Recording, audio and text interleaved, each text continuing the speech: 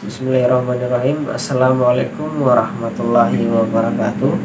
Perkenalkan, nama saya Hijrudin, stambuk A1D1118056 dari kelompok 2. Video ini merupakan tugas laporan mata kuliah Anatomi Fisiologi Manusia atau ANFISMAN yang diampuh langsung oleh dosen Bapak Mustamin Balombe SPD MSI dan asisten pembimbing praktikum WOD Siti Hajar Fauziah dengan judul Praktikum Sistem Ekskresi.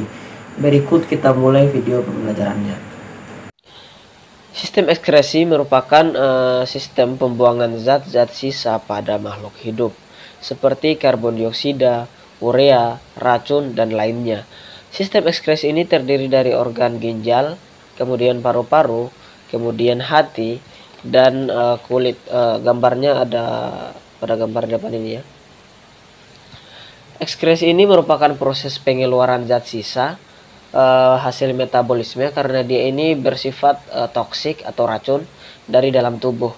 Organ-organ dan jaringan yang bertanggung jawab untuk pembuangan zat-zat sisa tersebut itu disebut organ ekskresi yang terdapat pada gambar di layar ini. Organ-organ ini dia membuang limbah melalui cara sebagai berikut. Yang pertama yaitu eliminasi limbah atau bernitrogen. Dia ini mengatur keseimbangan cairan dalam tubuh serta mempertahankan komposisi ionik cairan ekstraseluler. Kemudian organ ekskresi utama pada manusia itu paru-paru, ginjal, kemudian hati dan kulit. Ginjal ini merupakan organ ekskresi, ini ya. Ginjal ini merupakan organ ekskresi utama pada manusia. Organ ini dia berfungsi menyaring sisa-sisa metabolisme yang terdapat dalam darah seperti air, urea, dan garam yang akan dikeluarkan dari tubuh dalam bentuk urin. Dari setiap ginjal keluar saluran urin atau biasa disebut ureter ini yang menuju kandung kemih atau biasa disebut kalau dalam nama ilmiahnya itu vesika urinaria. Ini selanjutnya urin ini dari kandung kemih ini dikeluarkan melalui uretra. Ginjal ini pada dasarnya terdiri atas unit-unit kecil yang disebut nefron ya.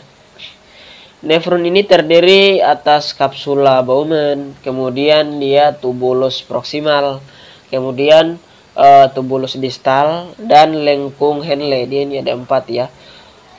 Di dalam kapsula Bowman ini terdapat kumpulan pembuluh darah kapiler yang disebut glomerulus.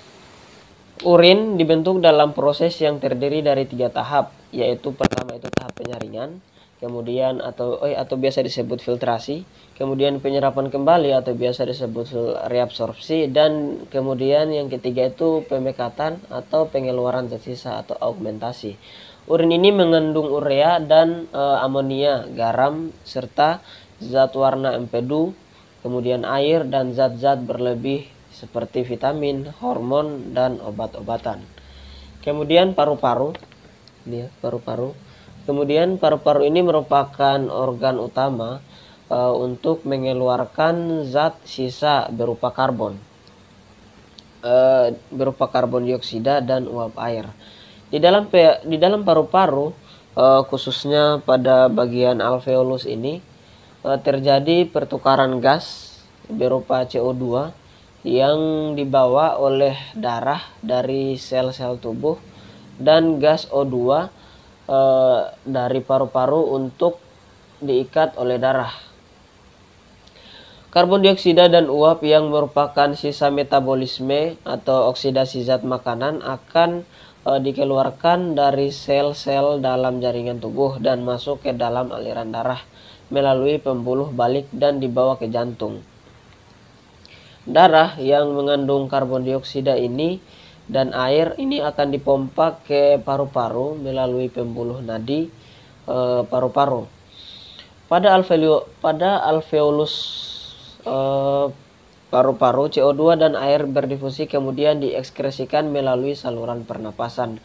Selanjutnya CO2 ini dikeluarkan melalui hidung, sementara itu air dikeluarkan dari paru-paru dalam bentuk uap air. Kemudian kulit. Ini ya. Kulit. Kulit ini dia berfungsi sebagai organ ekskresi karena mengandung kelenjar keringat. Contohnya pada saat kita melakukan aktivitas olahraga, tentunya keringat akan keluar sebagai dampak dari tubuh, sebagai dampak dari panasnya tubuh, sehingga dia ini fungsinya untuk meringankan panas tubuh atau menurunkan panas begitu. Ketika suhu tubuh naik, kelenjar keringat ini akan menghasilkan keringat. Keringat tersebut akan diuapkan. Menguapnya keringat ini dapat menurunkan suhu tubuh sehingga suhu tubuh ini akan tetap di kisaran 37 derajat Celcius sehingga dia homeostasis. Cara kerja pengaturan suhu tubuh ini berlaku sebaliknya pada kondisi yang berlawanan. Seperti kurangnya aktivitas suhu air, keringat mengandung air, larutan garam, dan sedikit urea. Kelenjar keringat ini akan menyerap larutan garam dan urea dari kapiler darah yang letaknya berdekatan. Kemudian hati atau hepar ini selain berfungsi sebagai kelenjar dalam sistem pencernaan juga merupakan bagian dari sistem ekskresi karena menghasilkan empedu.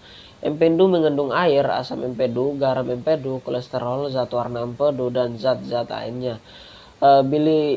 Bilirubin, zat warna empedu ini merupakan hasil perombakan hemoglobin sel darah merah di hati. Bilirubin ini dikeluarkan bersama dengan cairan empedu ke usus yang kemudian mengalami pemecahan menjadi sterkobilin dan orobilin di dalam usus. Sterkobilin ini dia memberi warna pada feses, orobilin memberi warna pada urin. Mungkin cuma itu saja video penjelasan dari saya terkait topik sistem ekskresi. Apabila ada salah kata mohon dimaafkan. Saya tutup dengan ucapan wabillahi taufiq wal hidayah. Wassalamualaikum warahmatullahi wabarakatuh.